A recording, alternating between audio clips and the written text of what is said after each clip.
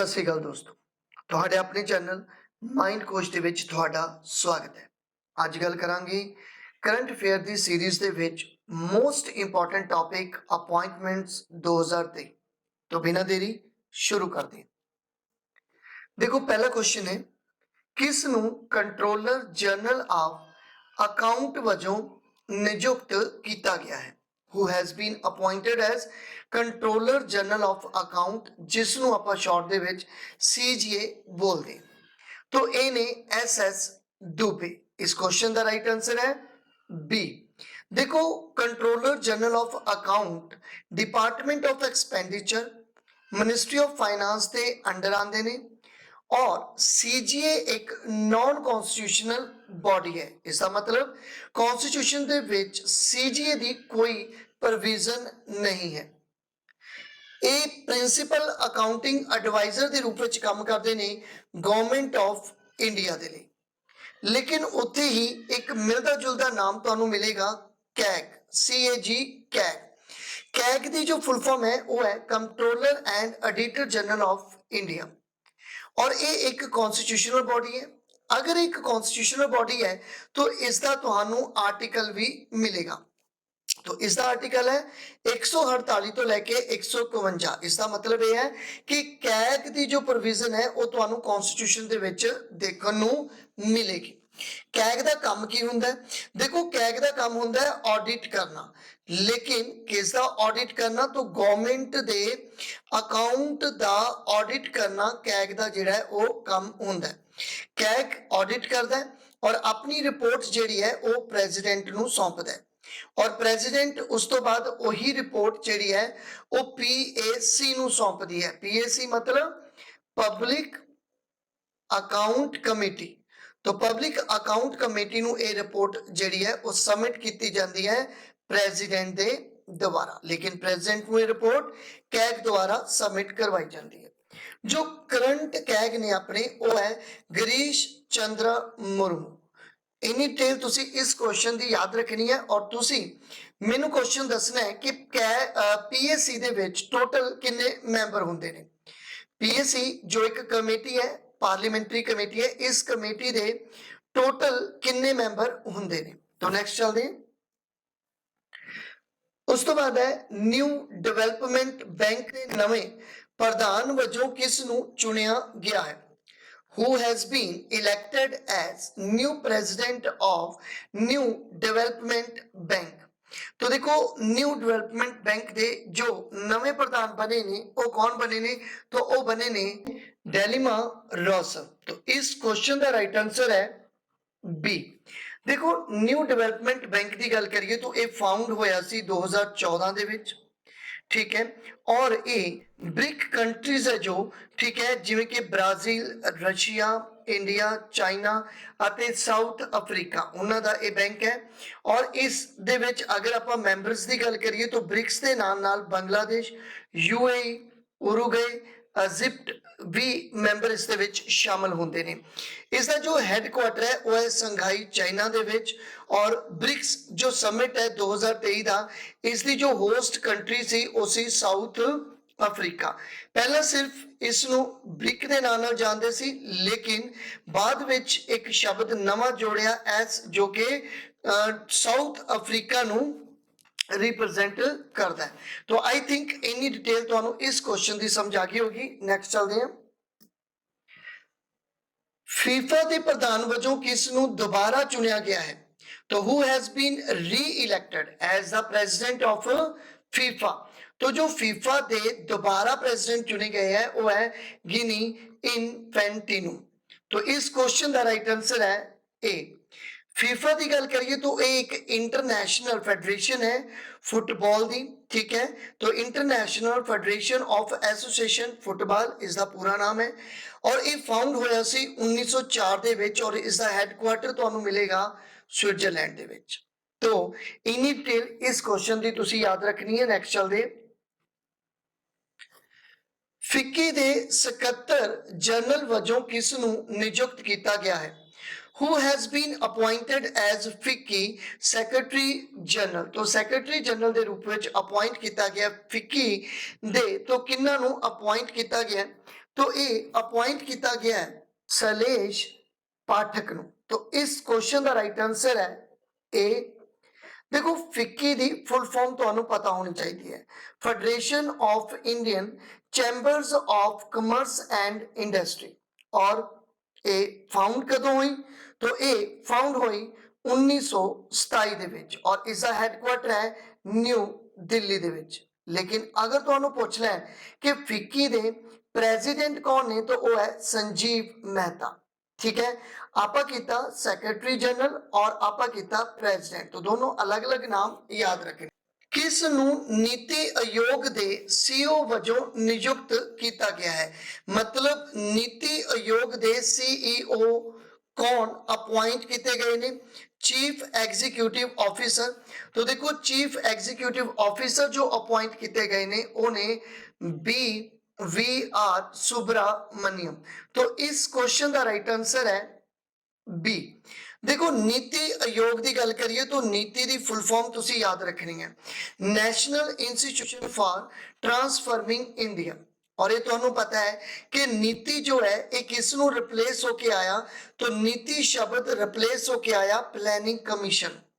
ठीक है, planning commission जो कि 1950 ਦੇ ਵਿੱਚ एस्टैब्लिश होया सी बाय द पीएम, उस समय दे पीएम जो कि सन जवाहरलाल नेहरू। एक क्वेश्चन बहुत ही इंपॉर्टेंट ਤੁਹਾਨੂੰ पूछा जाता है कि जो प्लानिंग ਦਾ कॉन्सेप्ट है, ठीक है, प्लानिंग का जो कॉन्सेप्ट है या 5 ईयर का जो कॉन्सेप्ट है, क्योंकि ਤੁਹਾਨੂੰ पता है कि प्लानिंग कमीशन के तहत ही 5 ईयर प्लानिंग की जाती थी। तो जो 5 ईयर प्लान है ये किस देश तो आप बोरो किया है? कॉन्सेप्ट किस देश तो बोरो किया है? तो वो USSR तो आप बोरो किया जिन्होंने तुसी रशिया बोलते हो। ठीक है, और फर्स्ट प्लानिंग कदों आई? मतलब फर्स्ट 5 ईयर जो फर्स्ट 5 ईयर प्लान आया वो कदों आया? तो ये भी तुसी याद रख लो, ये 1952 ਦੇ ਵਿੱਚ पहला प्लान बनया सी। लेकिन इसनों जो अप्रूवल दी गई सी वो कदों दी गई सी? तो इसनों अप्रूवल दी गई सी 1952 ਦੇ ਵਿੱਚ। क्यों ऐसा क्यों होया? क्योंकि उस समय एक NDC नाम का डिपार्टमेंट जिसनों बोलते हैं नैशनल डिवेलपमेंट काउंसल, ये 1952 ਵਿੱਚ बनया सी और यही परमिशन देगा 5 ईयर प्लान। तो इस करके 1952 ਵਿੱਚ 5 ईयर प्लान बनया। लेकिन जो परमिशन मिली सी, अप्रूवल मिली सी 1952 ਦੇ ਵਿੱਚ परमिशन मिली सी। लेकिन 2014 ਦੇ ਵਿੱਚ ये जो प्लानिंग कमीशन है इन्हों चेंज करके नीति आयोग जिहड़ा सीगा वो रख दिता गया। 2014 ਦੇ लास्ट के आस-पास इस प्लानिंग कमीशन ਨੂੰ बंद कर दिता गया सीगा। 6 मंथ का गैप ਤੁਹਾਨੂੰ देखने ਨੂੰ मिलेगा। और 2015 ਦੇ ਵਿੱਚ मतलब 1 जनवरी 2015 ਦੇ ਵਿੱਚ नीति आयोग ਜਿਹੜਾ ਸੀ ਉਹ फाउंड कर लिया गया सी। मतलब 2014 ਦੇ ਵਿੱਚ ही प्लानिंग जो कमीशन है उसਨੂੰ ਬੰਦ कर दिता गया ਸੀਗਾ, उसਨੂੰ खत्म कर दिता गया सी। और उस तो बाद 6 मंथ ਦਾ ਇਹਦੇ ਵਿੱਚ गैप रहा और बाद ਵਿੱਚ ਇਸ ਦਾ ही नाम चेंज करके नीति आयोग रख दिता गया। नीति आयोग का हैडक्वार्टर है न्यू दिल्ली और इसके जो चेयरमैन है वो नरेंद्र मोदी है। मतलब हमेशा ही PM ही रहेंगे। और इसके जो वाइस चेयरमैन है वो है सुमन बेरी। तो इन्नी डिटेल इस क्वेश्चन की तुसी याद रखनी है। नैक्सट चलते हैं। अमरीकी राष्ट्रपति द्वारा विश्व बैंक के मुखी लई किस नू नामजद किया गया है?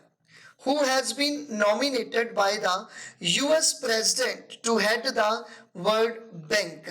I think ये क्वेश्चन हुने आके भी गया है। इसका आंसर है अजय बांगा। तो इसका राइट आंसर बनेगा सी।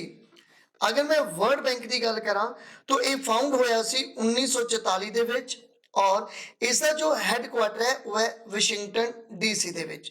इसके प्रेजिडेंट की अगर गल करिए तो उन्हें डेविड मालपास और इसके चीफ इकोनॉमिक्स तुहानू पता होनी चाहिए है इंदरमीत गिल। ठीक है, तुसी मैनू दसोगे कि इंटरनेशनल मॉनेटरी फंड जो है ये कदों फाउंड होया और इसका जो हैडक्वार्टर है वो कित्थे है? तो इन्नी डिटेल इस क्वेश्चन की तुसी याद रखनी है। नैक्सट चलते हैं। किन्हां नू पछड़ियां श्रेणियां लई राष्ट्रीय कमीशन का चेयरपर्सन नियुक्त किया गया है।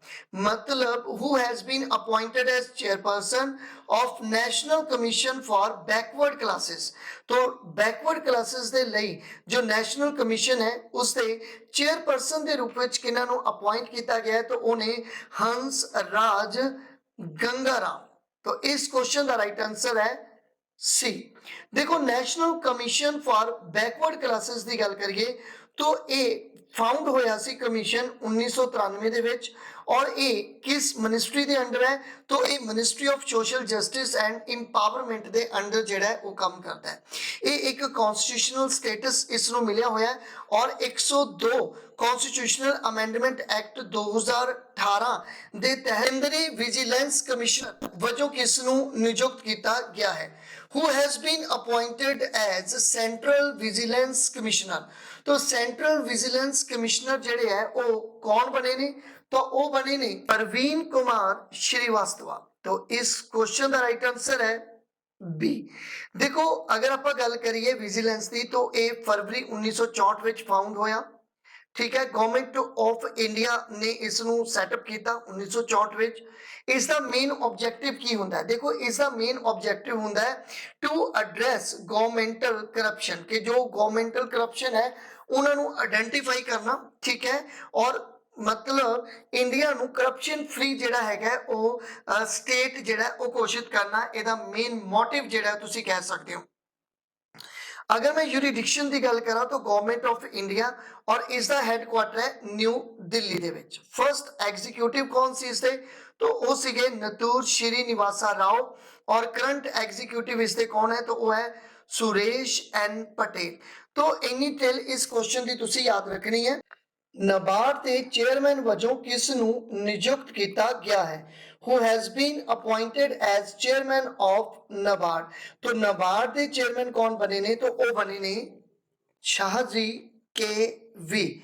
इस क्वेश्चन का राइट आंसर है सी। देखो NABARD की गल करिए तो ये national bank for agriculture and rural development इसका पूरा नाम है। ये फाउंड होया सी 1982 विच और इसका हैडक्वार्टर है मुंबई दे विच। और ये किस मिनिस्ट्री के अंडर काम करता है, तो मिनिस्ट्री ऑफ फाइनेंस के अंडर ये काम करता है। तो इन्नी टेल इस क्वेश्चन की याद रखनी है। नेक्स्ट चलते हैं। Who become the new chairman of UPSC. तो यूपीएससी के नवे चेयरमैन वजों किन्हां नूं नियुक्त किया गया है, तो देखो ये नियुक्त किया गया है मनोज सोनी। तो इस क्वेश्चन का जो राइट आंसर है वो है सी। यूपीएससी की गल करिए तो union public service commission constitutional body है एक, और अगर ये कॉन्स्टिट्यूशनल बॉडी है तो इसका तो पार्ट 14 और आर्टिकल 315 तो लैके 323 तक होंगे। यूपीएससी के चेयरमैन और अदर मैंबर जो है उन्होंने अपॉइंट किया जाता है बाय प्रेजिडेंट, और इन्हों की जो टर्म होंगी है, जो टाइम पीरियड होंगे वो 6 ईयर का टाइम पीरियड होंगे, और जो रिटायरमेंट उम्र होंगी है वो 65 साल की रिटायरमेंट उम्र होंगी है। तो नैक्सट चलते हैं। किन्हां नूं नवा मुख चोण कमिश्नर नियुक्त किया गया है। देखो who has been named as the new chief election commissioner. तो न्यू चीफ इलैक्शन कमिश्नर की गल करिए तो उन्हें अपने राजीव कुमार 25वें chief election commissioner of India नियुक्त हुए ने। और अगर मैं इलैक्शन कमीशन की गल करा तो इलैक्शन कमीशन ऑफ इंडिया जो कि आर्टिकल 324 के विच डील करता है, इसका मतलब एक कॉन्स्टिट्यूशनल बॉडी है। इसकी कंपोजिशन की गल करिए तो एक चीफ इलैक्शन कमिश्नर होंदा है और 2 अदर इलैक्शन कमिश्नर होंदे ने। हालांकि अगर मैं गल करा 1999-90 की, तो इस तो पहला ये एक सिंगल मैंबर बॉडी होया करती सी, लेकिन 1990 ਦੇ ਵਿੱਚ ਇਹ ਮਲਟੀ ਮੈਂਬਰ ਬॉडी ਬਣ ਗਈ, ਜਿਸ ਦੇ ਵਿੱਚ ਇੱਕ ਚੀਫ ਇਲੈਕਸ਼ਨ ਕਮਿਸ਼ਨਰ ਅਤੇ 2 ਇਲੈਕਸ਼ਨ ਕਮਿਸ਼ਨਰ ਜਿਹੜੇ ਆ ਉਹ ਹੁੰਦੇ ਨੇ, ठीक है। और इन्हों का जो टर्म है वो 6 ईयर का होएगा, और एज जो है वो 65 साल की रिटायरमेंट जी है वो एज होंगी है। अगर मैं अपॉइंटमेंट की गल करा तो इन्हों अपॉइंट करता है प्रेजिडेंट ऑफ इंडिया। और first chief election commissioner of India कौन सी, तो वो सी सुकुमार सैन। और अगर ਆਪਾਂ ਅਦਰਸ ਦੀ ਗੱਲ ਕਰੀਏ मतलब इलैक्शन कमिश्नर्स ਦੀ ਗੱਲ ਕਰੀਏ तो ਉਹ कौन कौन ने तो एक ने अपने कोले अनूप चंद्र पांडे और दूसरे ने अरुण गोयल। तो वेरी इंपॉर्टेंट है, याद रखना, chief election commissioner Rajiv Kumar और अदर्स अनूप चंद्रा पांडे अते अरुण गोयल। तो इन डिटेल इस क्वेश्चन की याद रखनी है और आर्टिकल भी तुसी याद रखना है, बहुत इंपॉर्टेंट है 324। नेक्स्ट चलते डीआरडीओ के चेयरमैन वजों किसनू नियुक्त किया गया है? Who has been appointed as the chairman of DRDO. तो देखो डीआरडीओ के जो नवे चेयरमैन बने हैं वो है समीर वी कामत। तो इस क्वेश्चन का जो राइट आंसर बनेगा वो बनेगा ए। अगर मैं समीर वी कामत की गल करा, ठीक है, तो एक इंडियन साइंटिस्ट है और डीआरडीओ के चेयरमैन नियुक्त हुए हैं। इन्होंने रिप्लेस किसनू किया है? तो इस तो पहला डीआरडीओ के जो चेयरमैन सीगे वो सीगे अपने कोले जी सतीश रेड्डी। तो इन्होंने जी सतीश रेड्डी ਨੂੰ रिप्लेस किया है समीर वी कामत ने। हालांकि इन्हों का भी जो टर्म सीगा वो पहला ही खत्म हो गया सी, लेकिन इन्होंने एक्सटेंशन मिली सी। अगर मैं डीआरडीओ की गल करा तो defence research and development organisation is the full form है और डीआरडीओ फाउंड होया सी 1958 ਦੇ ਵਿੱਚ और इसका जो हैडक्वार्टर है वो है न्यू दिल्ली ਦੇ ਵਿੱਚ। और किस मिनिस्ट्री के अंडर काम करता है? तो ये मिनिस्ट्री ऑफ डिफेंस के अंडर काम करता है। लेकिन इस दे नाल ही एक होर संस्था तुहानू देखने को मिलती है इसरो। इसरो की अगर मैं गल करा तो इसकी फुल फॉर्म है इंडियन स्पेस रिसर्च ऑर्गेनाइजेशन। और ये फाउंड कदों हुई सी? तो ये फाउंड हुई सी 1969 ਦੇ ਵਿੱਚ और इसका हैडक्वार्टर कितने है? तो इसका हैडक्वार्टर है बंगलुरु दे, ठीक है। और इसके जो चेयरपर्सन सीगे, देखो पहला इसके चेयरपर्सन सीगे के सिवान, लेकिन उन्हें रिप्लेस हो गया। हुन इन्हां दी जगह ते कौन आ गया है? तो वो आ गया है एस सोमनाथ। तो इन्नी डिटेल इस क्वेश्चन दे विच तुसी याद रखनी है। नेक्स्ट चलदे किस नू सेबी दी पहली महिला चेयरपर्सन नियुक्त किया गया है? वेरी इंपॉर्टेंट क्वेश्चन है। तो who has been appointed first women chairperson of SEBI. तो सेबी दी जो नवी चेयरपर्सन बनी है, फर्स्ट जो चेयरपर्सन बनी है ये कौन बनी है? तो ये बनी है मधाबी पुरी बुच। तो इस क्वेश्चन का राइट आंसर है ए। और सेबी दी फुल फॉर्म तुसी याद रख सकते हो securities and exchange board of India, जिसका हैडक्वार्टर मुंबई दे विच तुहानू देखने को मिलेगा। और ये किस मिनिस्ट्री के अंडर काम करता है? तो ये मिनिस्ट्री ऑफ फाइनेंस के अंडर काम करता है। किस नू भारत के अटर्नी जनरल वजों नियुक्त किया गया है? तो who has been appointed as attorney general of India, जिन्हों आपां AGI के नाम नाल जानते हैं। तो ये जो अपॉइंट हुए हैं ये हुए हैं आर वेंकटा रमनी। तो इस क्वेश्चन का राइट आंसर है ए। देखो AGI का काम की होंदा है? AGI का काम होंदा है गवर्नमेंट दे जो केस है उन्होंने सॉल्व करना, मतलब जो गवर्नमेंट दे जुडिशरी केस है उन्होंने डील करने का काम करते हैं AGI। तो ये है R Venkata Ramani new attorney general of India बने ने और ये आर्टिकल 76 ਦੇ ਵਿੱਚ डील करते हैं। ਇਹਦਾ मतलब अगर ये आर्टिकल 76 ਦੇ ਵਿੱਚ डील करते हैं, एक कॉन्स्टिट्यूशनल बॉडी है अटर्नी जनरल ऑफ इंडिया और ये highest law officer of India भी होंगे ने, ठीक है। और इन्हों अपॉइंट किया जाता है प्रेजिडेंट द्वारा, लेकिन इन्हों नॉमिनेट कौन करता है? तो इन्हों नॉमिनेट किया जाता है बाय PM। PM द्वारा नॉमिनेट किया जाता है, लेकिन प्रेजिडेंट जो है वो इन्हों फिर अपॉइंट करते हैं। तो इन्नी डिटेल इस क्वेश्चन की याद रखनी है। RBI के कार्यकारी निर्देशक वजों किस नू नियुक्त किया गया है? Who has been appointed as the executive director of RBI। तो RBI के एग्जीक्यूटिव डायरेक्टर के रूप में किन्हां नू नियुक्त किया गया है? तो उन्हें नीरज निगम। तो नीरज निगम नू एग्जीक्यूटिव डायरेक्टर ऑफ RBI नियुक्त किया गया है। तो इस क्वेश्चन का राइट आंसर है ए। देखो आरबीआई की गल करिए तो आरबीआई जिसनों रिजर्व बैंक ऑफ इंडिया के नाम नाल जानिया जाता है और ये फाउंड होया सी 1 अप्रैल 1935। अगर तुहानू एक्ट पूछ लें तो गवर्नमेंट ऑफ इंडिया एक्ट 1935 द्वारा इसनों फाउंड किया गया सी और इसने अपना काम स्टार्ट किया सी 1937 विच। इसका हैडक्वार्टर है मुंबई दे विच। आई थिंक पहला इसका हैडक्वार्टर कलकत्ता दे विच जिहड़ा सीगा हुंदा सीगा। और इसके जो गवर्नर ने, ठीक है, इसके जो गवर्नर ने उन्हें शक्तिकांत दास। जल सेना दे वाइस चीफ वजों किस नूं नियुक्त किया गया है?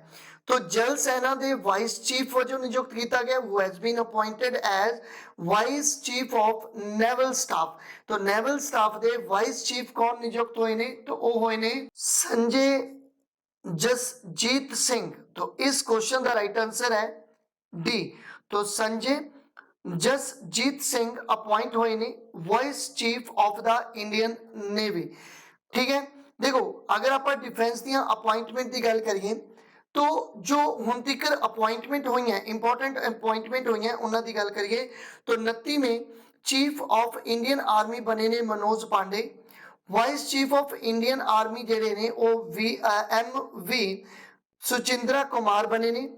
चीफ ऑफ नेवल स्टाफ की गल करिए तो आर हरि कुमार बने ने। चीफ ऑफ एयर स्टाफ की गल करिए तो विवेक राम चौधरी बने ने। और vice chief of Indian air force की अगर मैं गल करा तो वो अमरप्रीत सिंह जो है वो बने ने। तो वेरी इंपॉर्टेंट अपॉइंटमेंट है, ये तुसी याद रखनी है। नेक्स्ट चलते हैं, किन्ना नू SSB दा डायरेक्टर जनरल नियुक्त किया गया है? Who has been appointed as Director General of SSB? तो उन्हें रश्मि शुक्ला। तो इस क्वेश्चन का राइट आंसर है बी। देखो रश्मि शुक्ला की गल करिए तो एक IPS ऑफिसर ने न्यू डायरेक्टर जनरल बने ने SSB दे। SSB मतलब सशस्त्र सीमा बल और ये SSB फाउंड होया सी 1963 विच और इसका हैडक्वार्टर है न्यू दिल्ली दे विच।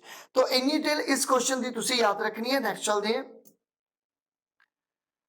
किस नूं शी चेंज क्लाइमेट मुहिम दी इंडिया दी राजदूत नियुक्त किया गया है? Who has been appointed as the ambassador of India of the she changes climate campaign?